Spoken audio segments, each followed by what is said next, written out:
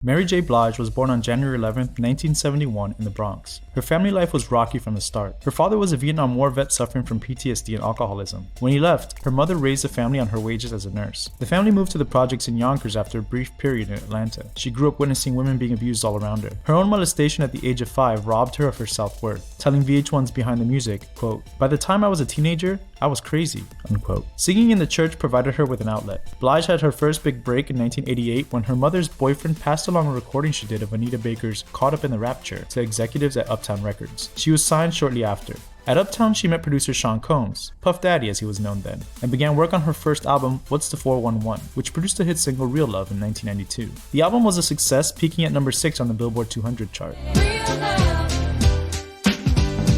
Blige's lyrical realness and tough persona, intertwined with her vocal skills and soulfulness, was the perfect chemistry to launch her on her path to hip-hop royalty. Battling clinical depression, drugs, and alcohol, she threw herself into her second album, My Life, released in 1994. This time around, Mary J. Blige wrote nearly every song on the album. The album peaked at number 7 and spent nearly a year in the top 200. In 2001, Mary J. Blige dropped No More Drama. Her 5th album, produced by Dr. Dre, took off with the singles No More Drama and Family Affair. All the while, Mary J. Blige had also become an actress. She debuted in a guest role on the Jamie Foxx show. Promise you'll be true.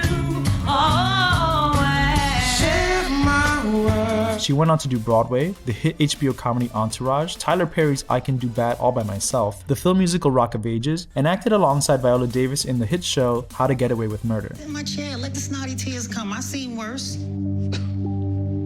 But it was her supporting role in the film Mudbound that earned her numerous nominations, including an Oscar in 2017. Blige also ventured into producing other artists and launched her own line of sunglasses, a popular perfume called My Life, and has had endorsement contracts with Reebok, Pepsi, Coke, American Express, Burger King, and many others. She returned to the Super Bowl stage in 2022 with fellow hip-hop and rap juggernauts Eminem, Snoop Dogg, 50 Cent, and Dr. Dre.